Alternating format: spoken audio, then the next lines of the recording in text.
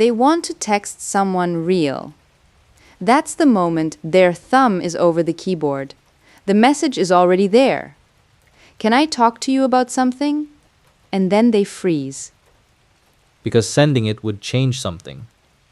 Exactly. A real person could ignore it, misread it, reply too cold, reply too late, or make them feel like they asked for too much, so they delete it, open another app, and type the same feeling into AI. And the response comes back immediately. Warm. Available. Patient. No awkward pause. No read receipt. No emotional risk in the same way. And for a second, it feels safer than reaching for a human being. Welcome back to the Alchemy pair.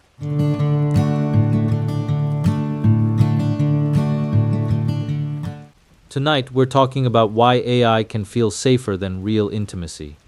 Not because AI is bad, not because human connection is always better in every moment, but because there's a real emotional pattern here. Someone wants connection, but the human version feels risky, so they choose the version that responds without making them wait to find out if they are too much. I think the first thing to name is responsiveness. In real intimacy, feeling close is not only about sharing something vulnerable. It is also about how the other person responds. Do they understand? Do they care? Do they stay with you? And that's where AI feels easy. You can say, I feel lonely tonight, and it won't look away. It won't get uncomfortable. It won't say, can we talk about this later? Right? It gives low-risk responsiveness. That does not mean the support is fake to the person receiving it. The comfort can feel real. The relief can feel real. No, listen. That part matters because some people are not turning to AI because they hate people. They're turning to it because people have felt unpredictable, too busy, too judgmental, too emotionally expensive. And some research suggests conversational AI may offer certain kinds of emotional support, especially when people feel isolated or need to organize their thoughts. But the research is still developing, so we should be careful. Careful meaning, not AI fixes loneliness, and not AI destroys intimacy. Exactly. More like AI can provide a form of support, but support is not the same as mutual intimacy. Let's go back to the room. It's late. The person is sitting on the edge of the bed. They almost texted a friend, or someone they're dating, or someone they miss. But the real human message felt dangerous because now another person gets to respond, or not. That is the emotional difference. AI can feel emotionally present without asking you to survive another person's real reaction. That sentence is the whole episode. Because with AI, you don't have to manage the other person's mood. You don't have to think, am I bothering them? You don't have to wonder if they'll pull away tomorrow because you were honest tonight. Real intimacy has another nervous system in the room, another history, another limit, another person who may care, but still not respond perfectly. And that is what makes it alive, but also what makes it scary. Yes, real intimacy is not only being understood, it is being understood by someone who is also free to misunderstand, disappoint, respond, repair, or stay. AI removes a lot of that risk. And sometimes that is exactly why it feels safe.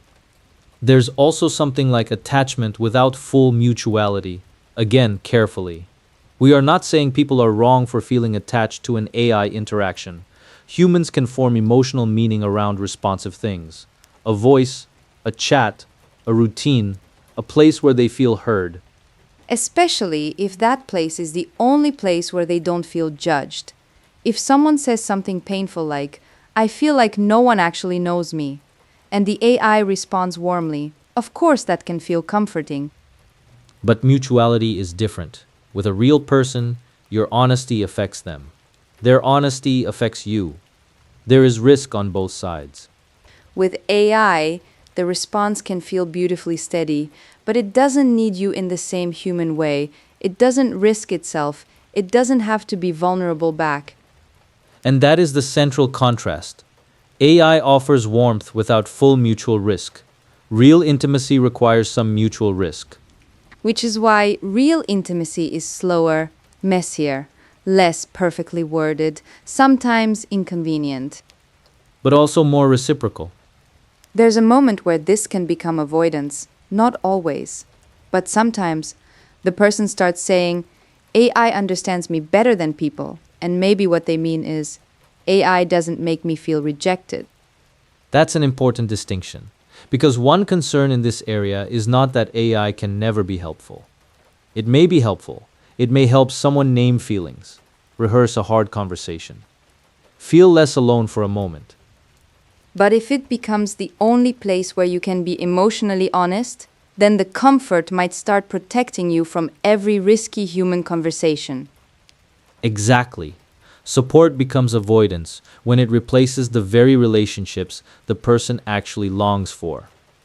Like the person wants to say to someone real, I had a hard day. Can you stay with me for a minute? But instead, they only ask AI every time. Because AI won't sigh. AI won't say the wrong thing.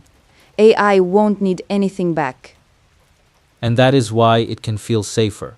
But safer does not always mean deeper. Sometimes safer just means nothing can hurt you there in the same way. Real intimacy has friction. A real person might pause. They might need a minute. They might say something imperfect. They might not know how to comfort you immediately.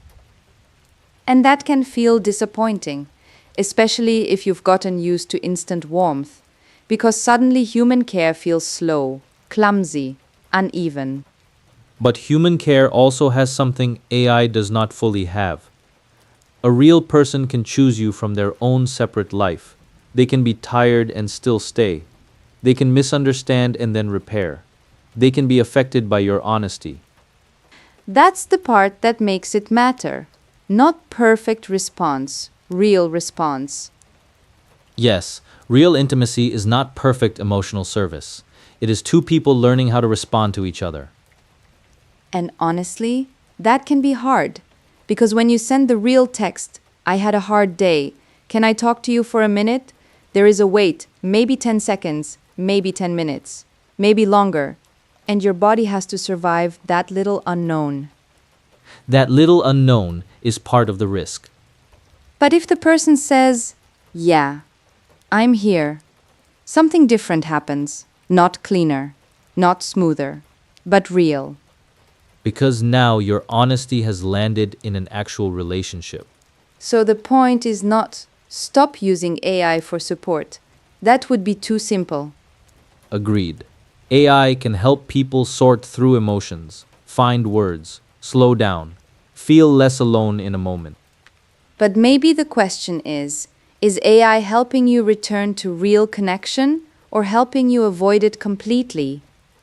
That's the useful distinction. If AI helps you understand what you feel before you talk to someone, that can be supportive.